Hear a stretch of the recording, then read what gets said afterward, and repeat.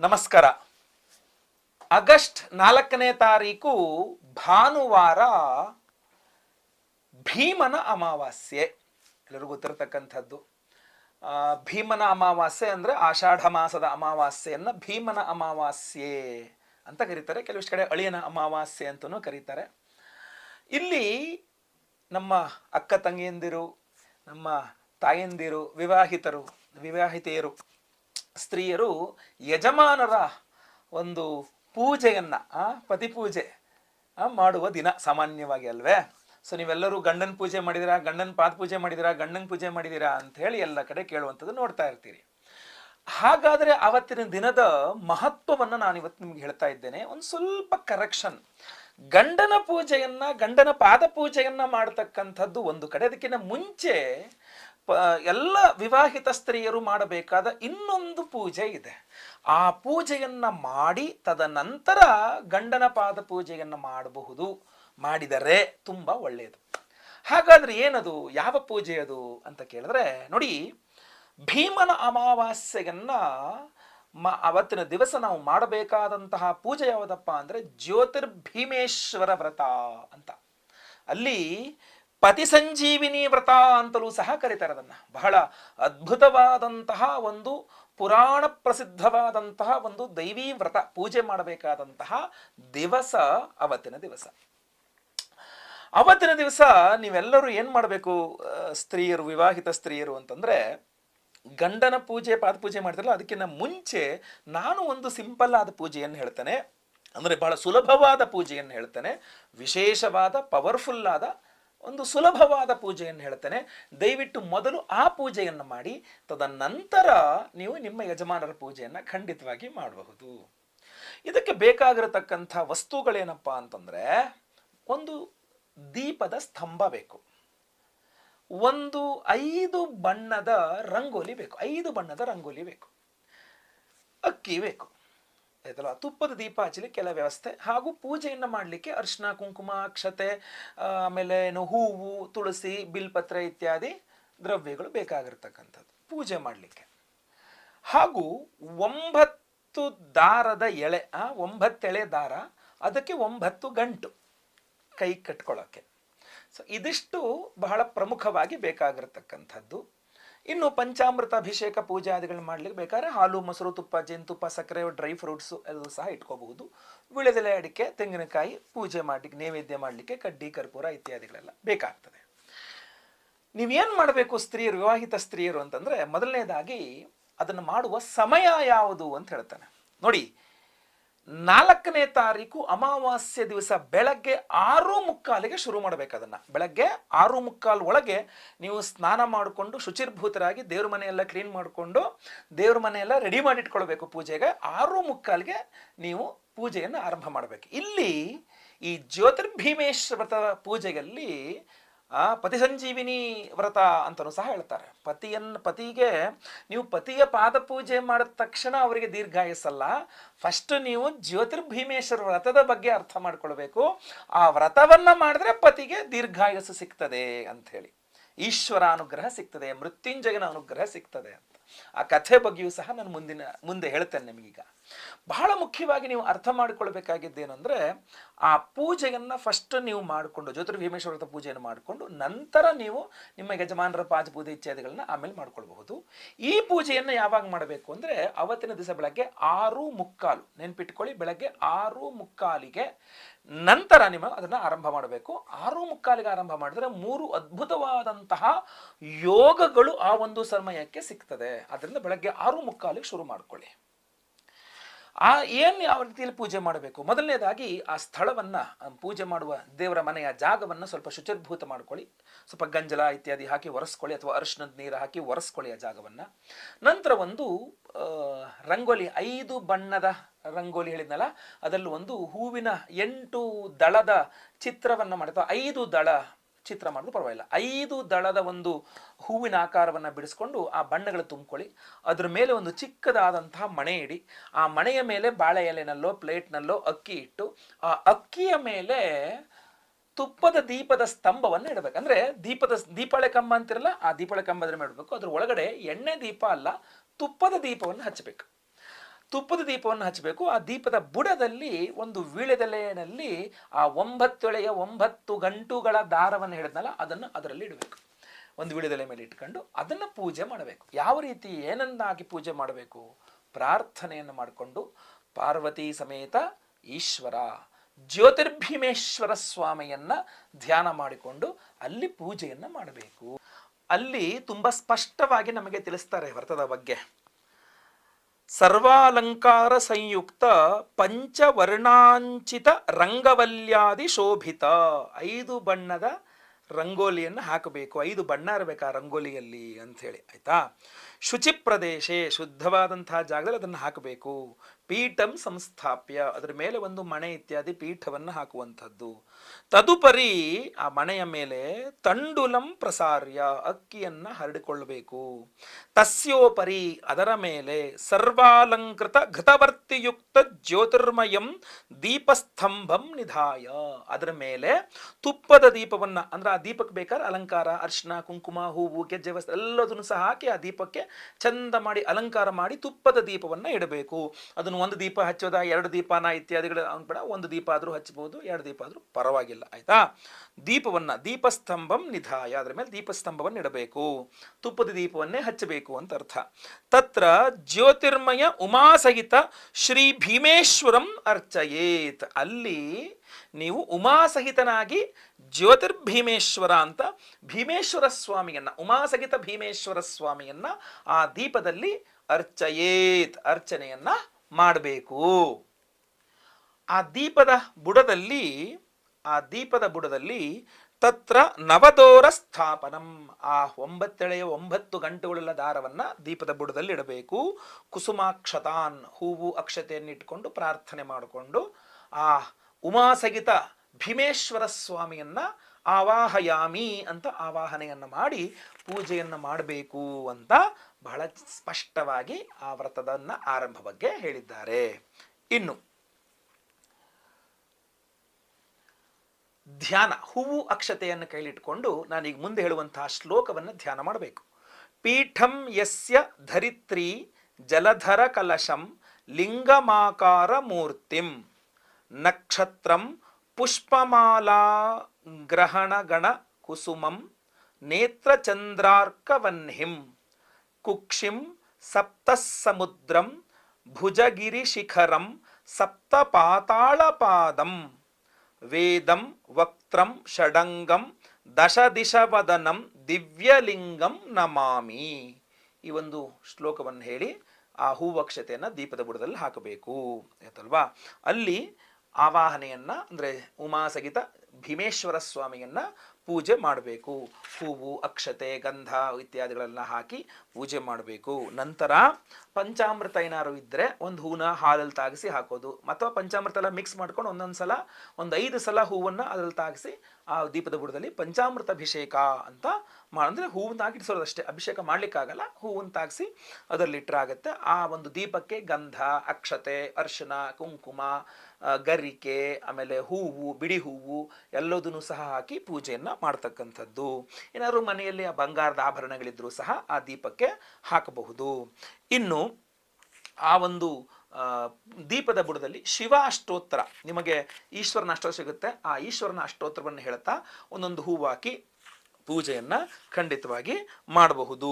ಇನ್ನು ಪತ್ರ ಅಂದರೆ ಬಿಲ್ಪತ್ರೆ ಇತ್ಯಾದಿಗಳಿಂದ ಪೂಜೆ ಮಾಡಿದ್ರೆ ತುಂಬ ಶ್ರೇಷ್ಠ. ಹೂವಿನಿಂದ ಬಿಲ್ಪತ್ರೆಯಿಂದ ಅಕ್ಷತೆಯಿಂದೆಲ್ಲ ಅದಕ್ಕೆ ಪೂಜೆ ಮಾಡಬಹುದು. ನಂತರ ಆ 9 ಎಳೆಗಳುಳ್ಳ 9 ಗಂಟುಗಳುಳ್ಳ 9 ದಾರಗಳುಳ್ಳ ಅದು ಇದೇನಿದೆ ಗಂಟೆ ಇದೆಯಲ್ಲ ಅದಕ್ಕೆ ಪೂಜೆ ಮಾಡಬೇಕು. ಅದಕ್ಕೆ ಆ ಅಕ್ಷತೆ ಹಾಕಿ ಪೂಜೆ ಮಾಡ್ತಕ್ಕಂಥದ್ದು. ಓಂ ಭವಾಯ ನಮಃ, ಓಂ ಶಿವಾಯ ನಮಃ, ಓಂ ರುದ್ರಾಯ ನಮಃ, ಓಂ ಪಶುಪತಯೇ ನಮಃ, ಓಂ ಉಗ್ರಾಯ ನಮಃ, ಓಂ ಮಹೇಶ್ವರಾಯ ನಮಃ, ಓಂ ಭೀಮಾಯ ನಮಃ, ಓಂ ಈಶ್ವರಾಯ ನಮಃ, ಓಂ ಉಮಾಮಹೇಶ್ವರಾಯ ನಮಃ. ಹೀಗೆ 9 ಬಾರಿ ಅಕ್ಷತೆಯನ್ನು ಹಾಕಿ ಆ ದಾರವನ್ನು ನೀವೇನು ಕೈ ಕಟ್ಕೊಂತಿಲ್ಲ ಆ ದಾರವನ್ನು ಪೂಜೆ ಮಾಡಬೇಕು. ನಂತರ ಬಿಲ್ಪತ್ರೆಯಲ್ಲೋ ಹೂವಿನಲ್ಲೋ ಅಕ್ಷತೆಯಲ್ಲೋ ಶಿವಾಷ್ಟೋತ್ರವನ್ನು ಹೇಳಿ ಆ ದೀಪಕ್ಕೆ ಬುಡದಲ್ಲಿ ಪೂಜೆ ಮಾಡಬಹುದು ಆಯ್ತಲ್ವಾ. ಇದಾದ ಮೇಲೆ ನೈವೇದ್ಯವನ್ನು ಇಡ್ತಕ್ಕಂಥದ್ರ ಬಗ್ಗೆ ಹೇಳ್ತಾರೆ. ನೈವೇದ್ಯದಲ್ಲಿ ಬಹಳ ಮುಖ್ಯವಾಗಿ ನೈವೇದ್ಯಗಳಲ್ಲಿ ಬಹಳ ವಿಶೇಷವಾಗಿ ಕಡುಬು ನೈವೇದ್ಯ ಮಾಡಬೇಕು. ಅಂದರೆ ಬೆಲ್ಲದ ಕಡುಬು, ಸಕ್ಕರೆ ಕಡುಬು ಬರಲ್ಲ, ಕಡುಬಿನಲ್ಲಿ ನೈವೇದ್ಯ ಮಾಡ್ತಕ್ಕಂಥದ್ದು ಬಹಳ ವಿಶೇಷ. ಇನ್ನು ನಾನಾ ಪಕ್ವ ಫಲೋಪೇತಂ, ಹಣ್ಣುಗಳನ್ನು ನೈವೇದ್ಯ ಮಾಡಬೇಕು. ಬೇರೆ ಬೇರೆ ಥರದ ಒಂದು 5 ವಿಧದ ಹಣ್ಣುಗಳನ್ನು ನೈವೇದ್ಯ ಮಾಡಬೇಕು. ನಾರಿಕೇಳ ಸಮನ್ವಿತಂ, ತೆಂಗಿನಕಾಯಿನ ನೈವೇದ್ಯ ಮಾಡಬೇಕು. ತೆಂಗಿನಕಾಯಿ ಒಡೆದು ಇರುತ್ತಲ್ಲ ಅದನ್ನು. ಪಕ್ವಾನ್ನ ಭಕ್ಷ್ಯ ಭೋಜ್ಯಂ, ಅಂದರೆ ಅನ್ನದ ಪಾಯಸವನ್ನು ಮಾಡ್ತಕ್ಕಂಥದ್ದು. ಕ್ಷೀರ ಶರ್ಕರಯಾನ್ವಿತಂ, ಹಾಲು ಸಕ್ಕರೆ ಹಾಕಿ ಪಾಯಸ ಮಾಡ್ತೀವಲ್ಲ ಅನ್ನದ ಪಾಯಸ, ಅದನ್ನು ನೈವೇದ್ಯ ಮಾಡಬೇಕು ಅಂತ ಸ್ಪಷ್ಟವಾಗಿ ಇದರಲ್ಲಿ ತಿಳಿಸಿರ್ತಾರೆ. ಇದನ್ನು ನೈವೇದ್ಯ ಮಾಡಬೇಕು. ನಂತರ ವಿಳಿದೆಲೆ ಅಡಿಕೆ ಎಲ್ಲ ಇಟ್ಟು ನೈವೇದ್ಯವನ್ನು ಮಾಡ್ತಕ್ಕಂಥದ್ದು ತಾಂಬೂಲ ಅಂಥೇಳಿ ಪ್ರಾರ್ಥನೆಯನ್ನು ಮಾಡಿಕೊಂಡು ವಿಶೇಷವಾಗಿ ಕಥಾಶ್ರವಣವನ್ನು ಮಾಡಬೇಕು. ಆ ಜ್ಯೋತಿರ್ಭೀಮೇಶ್ವರ ವ್ರತದ ಕಥಾಶ್ರವಣ ಮಾಡಬೇಕು. ಅದಕ್ಕಿಂತ ಮುಂಚಿತವಾಗಿ ಆ ದಾರವನ್ನು, ದಾರವನ್ನು ಕಟ್ಕೊಳ್ತಕ್ಕಂಥದ್ದು. ನೂತನ ದಾರವನ್ನು ಬಲಗೈಗೆ ಕಟ್ಕೊಳ್ಬೇಕು. ಆ ಕಟ್ಕೊಳ್ಳುವ ಮುಂಚೆ ಹೇಳುವಂತಹ ಪ್ರಾರ್ಥನೆಯನ್ನು ಸಹ ನಿಮಗೆ ಹೇಳ್ತೇನೆ.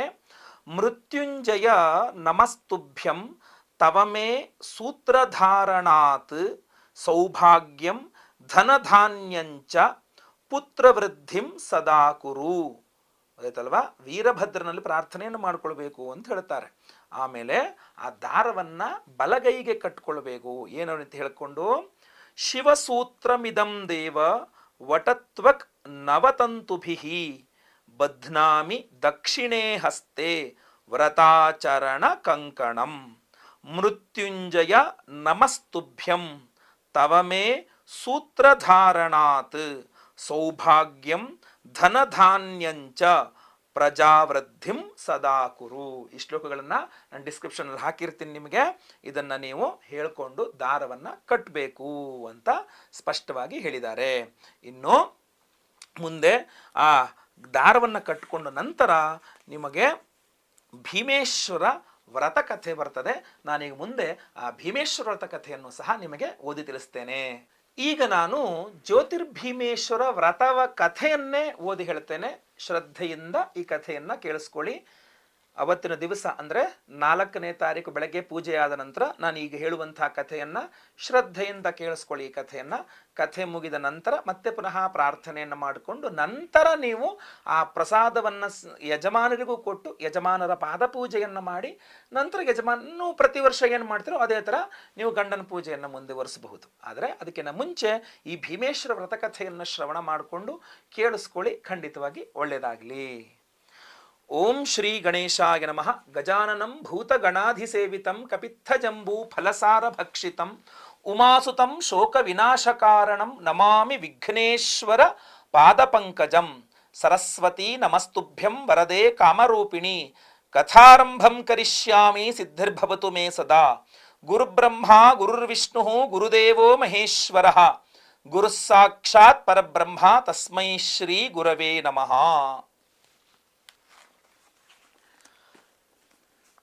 ಜ್ಯೋತಿರ್ಭೀಮೇಶ್ವರ ವ್ರತಕಥೆ.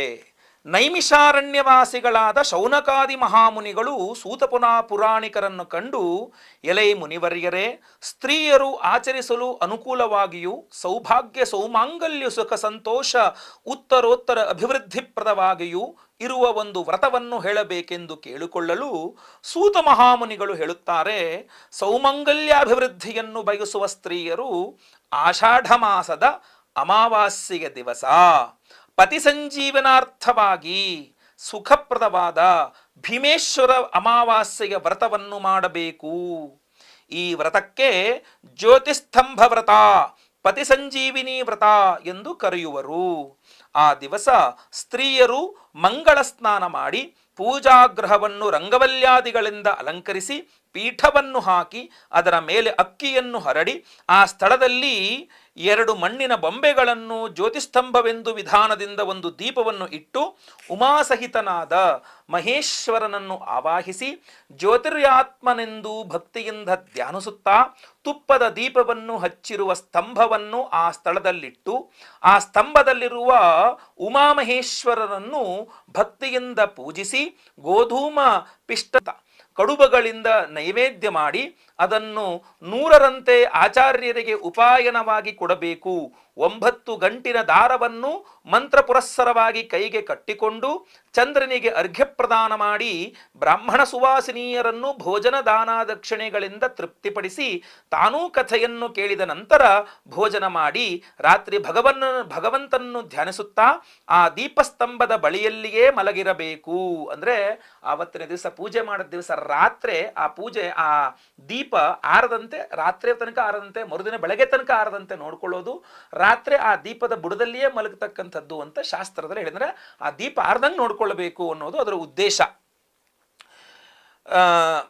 ಈ ರೀತಿ 9 ವರ್ಷಗಳ ಕಾಲ ಮಾಡಿ ಉದ್ಯಾಪನೆಯನ್ನು ಮಾಡಬೇಕು, ವರ್ಷ 9 ವರ್ಷ ತನಕ ಅಂತ. ಈ ರೀತಿ ಮಾಡಿದರೆ ಸರ್ವ ಇಷ್ಟಾರ್ಥಗಳೂ ಲಭಿಸುವವು. ಇಂತಹ ಸರ್ವೋತ್ತಮವಾದ ವ್ರತವನ್ನು ಮಾಡಿ ಸತ್ತ ಪತಿಯನ್ನು ಬದಿಸಿಕೊಂಡ ಒಬ್ಬ ಪತಿವ್ರತೆಯ ಕಥೆಯನ್ನು ನಿಮಗೆ ತಿಳಿಸುತ್ತೇನೆ. ಪೂರ್ವದಲ್ಲಿ ಸೌರಾಷ್ಟ್ರ ಪ್ರದೇಶದಲ್ಲಿ ವಜ್ರಬಾಹು ಎಂಬ ರಾಜನು ಧರ್ಮದಿಂದ ರಾಜ್ಯಭಾರ ಮಾಡುತ್ತಿದ್ದನು. ಸಾಧ್ವಿಯಾದ ಪತ್ನಿಯು ಸರ್ವಶಾಸ್ತ್ರ ವಿಶಾರದನೂ ಸುಂದರನೂ ಧೈರ್ಯವಂತನೂ ಆದ ವೈಜಯಶೇಖರನೆಂಬ ಒಬ್ಬ ಮಗನೂ ಇದ್ದರು. ಪ್ರಾಪ್ತ ವಯಸ್ಕನಾದ ಮಗನಿಗೆ ಮದುವೆ ಮಾಡಬೇಕೆಂದು ಯೋಚಿಸುತ್ತಿರುವಲ್ಲಿಯೇ ಅವನು ದೈವಯೋಗದಿಂದ ಮೃತನಾದನು. ಅತ್ಯಂತ ದುಃಖತಪ್ತರಾದ ಆ ರಾಜದಂಪತಿಗಳು ಮೃತನಾದ ಪುತ್ರನ ಕಳೇಬರಹಕ್ಕೆ ವಿವಾಹವನ್ನು ಮಾಡಿ ಸಂತೋಷಿಸಬೇಕೆಂದು ಯೋಚಿಸಿದರು. ಅಂದರೆ ಆ ರಾಜನಿಗೆ ಒಬ್ಬ ಮಗ ಇದ್ದ, ಮಗನ ಮದುವೆ ಮಾಡಬೇಕು ಅಂದ್ಕೊಳ್ಳುವ ಸಮಯಕ್ಕೆ ಸರಿಯಾಗಿ ಮಗ ಅನಿರೀಕ್ಷಿತವಾಗಿ ಸತ್ತು ಹೋಗ್ತಾನೆ. ಮಗನ ಮದುವೆ ನೋಡ್ಲಿಕ್ಕಾಗಿಲ್ಲ ಅಂತ ಹೇಳಿ ಆ ರಾಜ ಏನು ಮಾಡ್ತಾನೆ, ಸತ್ತ ಮಗನ ಶವ ಇರುತ್ತಲ್ಲ ಆ ಶವಕ್ಕರೂ ಮದುವೆ ಮಾಡ್ತೀನಿ ಅಂತ ಕೂತ್ಕೊಳ್ತಾನೆ. ಮಾಡಬೇಕು ಅಂತ ರಾಜಾರಾಣಿ ಇಬ್ರು ತನ್ನ ಸತ್ತ ಮಗನ ಶವಕ್ಕೆ ಮದುವೆ ಮಾಡಲಿಕ್ಕೆ ನೋಡ್ತಾರೆ. ಆಯ್ತಾ. ಈ ಮೃತನಾದ ಮಗನಿಗೆ ಮದುವೆಗಾಗಿ ಹೆಣ್ಣು ಕೊಡತಕ್ಕವರಿಗೆ 1,00,000 ದ್ರವ್ಯವನ್ನು ಕೊಡ್ತೇವೆ, 1,00,000 ದ್ರವ್ಯಗಳನ್ನು ಕೊಡ್ತೇವೆ. ನನ್ನ ಸತ್ತ ಮಗನ ಹೆಣ ಜೊತೆಗೆ ಮದುವೆ ಆಗುವಂತ ಸ್ತ್ರೀ ಯಾರು ಕನ್ಯಾದಾನ ಮಾಡೋಕ್ಕೆ ರೆಡಿ ಇದ್ದಾರೆ, ಸಿದ್ಧರಿದ್ದಾರೆ ನನ್ನ ಸತ್ತಗಿರುವ ಆ ಮಗನಿಗೆ ಅಂತ ಹೇಳಿ ಹೇಳ್ತಾರೆ. ಆ ಪಟ್ಟಣದಲ್ಲಿ ವೇದಾಂಗ ಸಕಲ ಶಾಸ್ತ್ರ ಪಾರಂಗತನು ಅಗ್ನಿಹೋತ್ರ ಕರ್ಮ ನಿರತನು ದರಿದ್ರನೂ ಆದ ಮಾಧವ ಶರ್ಮಾ ಎಂಬ ಬ್ರಾಹ್ಮಣನಿಗೆ ಪತ್ನಿ 5 ಜನ ಹೆಣ್ಣು ಮಕ್ಕಳು, 9 ಜನ ಗಂಡು ಮಕ್ಕಳಿದ್ದರು. ಮಾಧವ ಶರ್ಮನು ತನ್ನ ಪತ್ನಿ ಸುಶೀಲೆಗೆ ಡಂಗೂರದ ವಿಷಯವನ್ನು ತಿಳಿಸಿ, ಅಂದ್ರೆ ಒಬ್ಬ ಬಡ ಬ್ರಾಹ್ಮಣ ಇರ್ತಾನೆ, ಅವನಿಗೆ ಹೆಣ್ಣು ಮಕ್ಕಳು ಎಷ್ಟು 5 ಜನ ಹೆಣ್ಣು ಮಕ್ಕಳು, 9 ಜನ ಗಂಡು ಮಕ್ಕಳು ಇರ್ತಾರೆ, ತುಂಬಾ ಕಡು ಬಡವನಾಗಿರ್ತಾನೆ. ಅವನಿಗೆ ಈ ರಾಜ ಹೊಡೆಸಿದ ಡಂಗೂರ ಕೇಳಿದ ನಂತರ ಹೆಂಡತಿಗೆ ಹೇಳ್ತಾನಂತೆ. ಹೆಂಡತಿಗೆ ಏನಂತ ಹೇಳ್ತಾನೆ, ಮಕ್ಕಳಿಗೆ ಸರಿಯಾಗಿ ಆಹಾರ ಕೊಡಲು ಸಾಧ್ಯವಾಗಿಲ್ಲ, ನಾವು ದಾರಿದ್ರ್ಯದಿಂದ ಪೀಡಿತರಾಗಿದ್ದೇವೆ, ನಾನು ಎಷ್ಟೇ ಪೂರ್ಣ ವಿದ್ಯಾವಂತನಾಗಿದ್ದರೂ ಸಹ ನಾನೇನೂ ಮಾಡ್ಲಿಕ್ಕಾಗುತ್ತಾ ಇಲ್ಲ. ಆದ್ದರಿಂದ ನಮ್ಮ 5 ಜನ ಹೆಣ್ಣು ಮಕ್ಕಳಲ್ಲಿ ಒಬ್ಬಳನ್ನ ಆ ರಾಜಪುತ್ರನಿಗೆ, ಆ ರಾಜಪುತ್ರ ಏನು ಸತ್ತೋಗಿದನಲ್ಲ ಅದಕ್ಕೆ ಕೊಟ್ಟು ಮದುವೆ ಮಾಡಿಬಿಡೋಣ ಅಂತ ಹೇಳಿ ಆ ಹೆಂಡತಿ ಸುಶೀಲೆ ಅನ್ನುವ ಹೆಂಡತಿ ನಂತರ ತನ್ನ ಪತ್ನಿಗೆ ಮಾತಿಗೆ ಒಪ್ಪಿದಳು. ಆ ಹೆಂಡತಿನ ಕೂಡ ಒಪ್ಪಿಸ್ಬಿಡ್ತಾನೆ.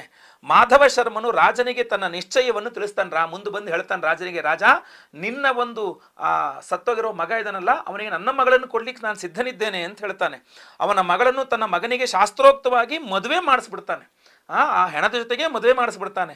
ಅನಂತರ ಶವವನ್ನು ಸಂಸ್ಕಾರಕ್ಕಾಗಿ ಸ್ಮಶಾನಕ್ಕೆ ತೆಗೆದುಕೊಂಡು ಹೋಗ್ತಾರೆ. ಇನ್ನು ಮದುವೆ ಎಲ್ಲ ಮುಗೀತು, ಮಗನ ಇದು ನೋಡ್ಬೇಕಾಗಿತ್ತು, ಹೆಣದ ಜೊತೆಗೆ ಮದುವೆ ಮಾಡಿದ್ರು. ಈ ಬಡ ಬ್ರಾಹ್ಮಣ ಅವನ ಮಗಳನ್ನು ಕೊಟ್ಟ, ಹೆಣದ ಜೊತೆಗೆ ಮದುವೆನೂ ಆಯಿತು. ಆ ಹೆಣ ತಗೊಂಡೋಗಿ ಎಷ್ಟೊತ್ತು ಇಟ್ಕೊಳಕ್ಕಾಗುತ್ತೆ, ತಗೊಂಡೋಗಿ ಸುಟ್ಟಾಕ್ಬೇಕಲ್ಲ.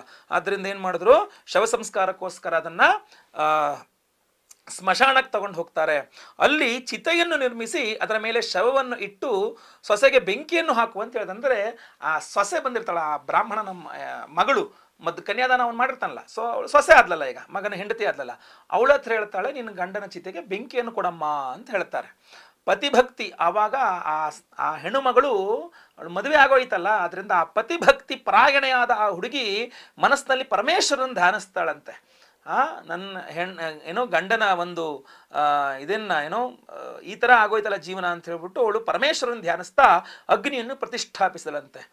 ಕೂಡಲೇ ಅಗಾಧವಾದ ಮಳೆಯು ಬಂದು ಎಲ್ಲೆಲ್ಲೂ ನೀರು ತುಂಬಿಕೊಂಡಿತು. ಅಂದ್ರೆ ಆ ಪರಮೇಶ್ವರನ ಧ್ಯಾನಿಸ್ತಾ ಅಲ್ಲಿ ಅಗ್ನಿಯನ್ನು ಹಾಕ್ತಾಳಂತೆ. ಪರಮೇಶ್ವರ ಅಂತ ಹೇಳ್ಬಿಟ್ಟು ಅಲ್ಲಿ ಅಗ್ನಿ ಆ ಬೆಂಕಿ ಹಾಕ್ಲಿಕ್ಕೆ ಹೋದ್ರು ಜೋರಾಗಿ ಮಳೆ ಬಂದು ಅಲ್ಲೆಲ್ಲ ನೀರು ತುಂಬಿಕೊಂಡಿತು. ರಾಜನು ಪರಿವಾರದವರು ಇತರರು ತಮ್ಮ ತಮ್ಮ ಮನೆಗಳಿಗೆ ಹೊರಟು ಹೋಗ್ಬಿಟ್ರಂತೆ. ಇನ್ನೇನು ಮುಗೀತು ಅನ್ನೋ ಹೊತ್ತಲ್ಲಿ ಆ ದಿನ ಅಮಾವಾಸ್ಯೆ ಆಗಿದ್ದ ಕಾರಣ ಗಾಢಾಂಧಕಾರ ಅವತ್ತು, ಎಲ್ಲೂ ಏನೂ ಕಾಣಿಸ್ತಾ ಇಲ್ಲ. ಆ ದುರ್ಗಮ ಪ್ರದೇಶದಲ್ಲಿ ಆ ಬಾಲಕಿಯೊಬ್ಬಳೇ ರೋಧಿಸುತ್ತಾ ಈ ಕಷ್ಟ ಸಮಯದಲ್ಲಿ ತನಗೆ ಮತ್ತಾರೂ ಗತಿ ಇಲ್ಲ ಎಂದು ಬಗೆದು ಭಗವಂತನನ್ನು ಕುರಿತು ಭಕ್ತಿಯಿಂದ ಬೇಡ್ಕೊಳ್ತಾಳಂತೆ. ನೋಡಿ, ನಾವೆಲ್ಲ ಕಷ್ಟ ಕಷ್ಟ ಕಷ್ಟ ಅಂತೀವಿ. ಪಾಪ ಆ ಹೆಣ್ಣು ಮಗಳು ಬಾಲಕಿಯದು. ಆ ಬಾಲಕಿಯನ್ನು ತಗೊಂಬಂದು ಹೆಣಕ್ಕೆ ಮದುವೆ ಮಾಡಿ ಆ ಅಮಾವಾಸ್ಯೆ ಕಡುರಾತ್ರಿಯಲ್ಲಿ ಅಲ್ಲೇ ಅವಳ ಕೈನಲ್ಲೇ ಬೆಂಕಿ ಹಿಡಿಸಿ ಆ ಚಿತೆಗೆ ಅಲ್ಲೇ ಬಿಟ್ಟು ಹೋಗ್ಬಿಡ್ತಾರೆ ಎಲ್ಲರೂ ಸಹ. ಆ ಪುಟ್ಟ ಬಾಲಕಿ ಅಂದ್ರೆ ಅವಾಗೆಲ್ಲ ಬಾಲ್ಯ ವಿವಾಹ ಅಲ್ವಾ, ಆ ಬಾಲಕಿ ತನ್ನ ಗಂಡನ ನೆನೆಸ್ಕೊಂಡು ಆ ಕಡ್ಗತ್ಲಲ್ಲಿ ಏನೂ ಇಲ್ಲ ಭಗವಂತ ಅಂತ ಅಳ್ತಿರ್ತಾಳಂತೆ. ಆ ದಿನ ಅಮಾವಾಸ್ಯೆ ಆದರೆ ಯಾರೂ ಇಲ್ಲ. ಆವಾಗ ಭಗವಂತನ ಕುರಿತು ಭಕ್ತಿಯಿಂದ ಬೇಡ್ಕೊಳ್ತಾಳಂತೆ. ಭಕ್ತವತ್ಸಲ, ಮಹಾದೇವ, ಮೃತ್ಯುಂಜಯ, ನಿನ್ನ ಹೊರತು ನನಗೆ ಮತ್ತಾರೂ ದಿಕ್ಕಿಲ್ಲ. ಮಾರ್ಕಂಡೇಯನ, ಚಮನ ಮಹರ್ಷಿ, ಶ್ವೇತವಾಹನರು ಎಲ್ಲರಿಗೂ ಪೂರ್ಣವಾದ ಆಯಸ್ಸನ್ನು ನಿನ್ನನ್ನು ಆರಾಧನೆ ಮಾಡ್ಕೊಂಡು ಪಡ್ಕೊಂಡ್ರಲ್ಲ. ರತಿದೇವಿಗೂ ಸ್ವಾಹಾಸ್ವದೇವಿಯರಿಗೂ ಮಾರ್ಕಂಡೇಯನ ಪತ್ನಿಗೂ ನೀನು ಸೌಭಾಗ್ಯವನ್ನು ಕೊಡಿಸಿದ್ಯಾ, ನೀನು ಮಹಾಮೃತ್ಯುಂಜಯ ದರಿಪಾಲಿಸಿದೆಯಾ. ಹಾಗೆ ನನ್ನ ಪತಿಯ ಜೀವವನ್ನು ಉಳಿಸಿ ನನ್ನ ಸೌಭಾಗ್ಯವನ್ನು ಕಾಪಾಡು ಎಂಬುದಾಗಿ ಪರಶಿವನಿಗೆ ಬೇಡ್ಕೊಳ್ತಾಳಂತೆ. ಆಗ ದಯಾಳುವಾದ ಪರಮೇಶ್ವರನು ನಂದಿ ವಾಹನನಾಗಿ, ನಂದಿ ಸಹಿತನಾಗಿ, ಪಾರ್ವತಿ ಸಹಿತನಾಗಿ ಆ ಸ್ಮಶಾನಕ್ಕೆ ಬಂದ್ಬಿಡ್ತಾನಂತೆ. ಬಂದು ಆ ಭಕ್ತಳಿಗೆ ದರ್ಶನ ಕೊಟ್ಟು ಆಗ ಆ ಕನ್ಯಾಮಣಿ ಆ ಹೆಣ್ಣು ಮಗಳಿಗೆ ಹೇಳ್ತಾರಂತೆ, ಭಕ್ತಿಯಿಂದ ಶಿವಪಾರ್ವತಿಯರಿಗೆ ನಮಸ್ಕರಿಸ್ತಾಳಂತೆ ಅವಳು. ಆಗ ಶಿವನ ಅನುಗ್ರಹವಾಗ್ತದೆ. ಅನುಗ್ರಹಿಸಿ ಕಾಪಾಡಬೇಕು ಅಂತ ಅವಳು ಪ್ರಾರ್ಥನೆ ಮಾಡ್ಕೊಳ್ತಾರೆ.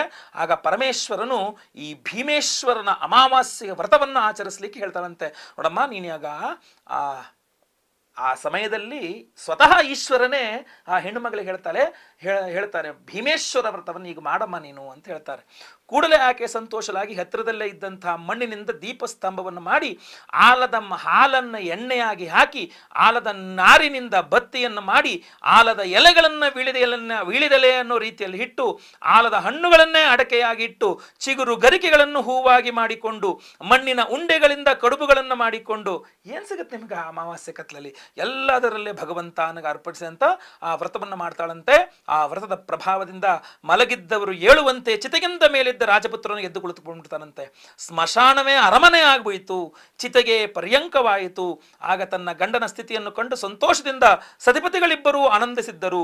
ಬೆಳಗಾಗುತ್ತಲೇ ರಾಜಭಟರು ಬಂದು ನೋಡಿ ಆಶ್ಚರ್ಯಪಟ್ಟು ವಿಚಾರವನ್ನು ರಾಜನಿಗೆ ತಿಳಿಸಲು ಆಶ್ಚರ್ಯ ಆನಂದಗಳಿಂದ ಕೂಡಿದ ರಾಜನು ಅಲ್ಲಿಗೆ ಬಂದು ನಡೆದುದನ್ನೆಲ್ಲ ಕೇಳಿ ಆನಂದದಿಂದ ಅವರನ್ನೆಲ್ಲ ಅರಮನೆಗೆ ಕರ್ಕೊಂಡು ಹೋಗಿ ಬಡಬಗ್ಗರಿಗೆ ಅನ್ನಾಹಾರ ವಸ್ತ್ರಾದಿಗಳನ್ನು ದಾನ ಮಾಡಿ ಮಾಧವ ಶರ್ಮ ಅನ್ನುವ ಆ ಹೆಣ್ಣು ಮಗಳಿನ ತಂದೆ ಅವನಿಗೆ ಬಹಳವಾಗಿ ಹೊಗಳಿ ಅವನ್ನ ಮನ್ನಿಸಿ ಆ ದಂಪತಿಗಳ ನಂತರ ಇಹದಲ್ಲಿ ಸಕಲ ಸೌಖ್ಯಗಳನ್ನು ಅನುಭವಿಸಿ ಅಂತ್ಯದಲ್ಲಿ ಶಿವಸಾಯುಜ್ಯವನ್ನು ಸೇರಿದರು ಎಂದು ಸೂತ ಮಹಾಮುನಿಗಳು ಶೌನಕಾದಿಗಳಿಗೆ ಹೇಳಿದ ಸ್ಕಾಂದ ಪುರಾಣೋಕ್ತವಾದ ಈ ಪತಿಸಂಜೀವಿನಿ ಅಥವಾ ಭೀಮೇಶ್ವರ ಅಮಾವಾಸ್ಯೆ ವ್ರತಕಥೆಯು ಮುಗಿದಿದು. ಈ ವ್ರತಕಥೆಯನ್ನು ಓದುದವರು, ಹೇಳುವವರು, ಕೇಳಿಸಿಕೊಂಡವರು ಎಲ್ಲರೂ ಸಹ ಸಂತಾನ, ಸೌಭಾಗ್ಯ, ಆರೋಗ್ಯ, ಆಯುಷ್ಯ ಎಲ್ಲವುದನ್ನು ಸಹ ಪಡೆಯುತ್ತಾರೆ. ಇದು ಸ್ವಸ್ತಿ ಪ್ರಜಾಭ್ಯ ಪರಿಪಾಲಯಂತಾಂ ನ್ಯಾಯೇನ ಮಾರ್ಗೇಣ ಮಹೀಮಹೀಷಾಃ ಗೋಬ್ರಾಹ್ಮಣೇಭ್ಯ ಶುಭಮಸ್ತು ನಿತ್ಯಂ ಲೋಕಾ ಸಮಸ್ತಾ ಸುಖಿನೋ ಭವಂತು.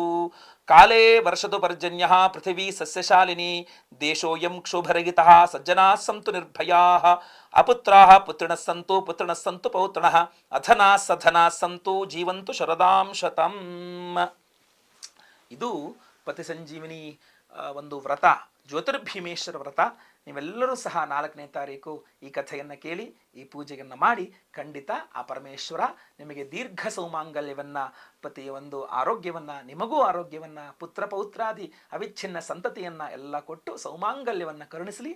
ಎಲ್ಲರಿಗೂ ಸಹ ಒಳ್ಳೆಯದಾಗಲಿ. ಲೋಕಾ ಸಮಸ್ತ ಸುಖಿನೋ ಭವಂತು. ನಾರಾಯಣ ನಾರಾಯಣ ನಾರಾಯಣ.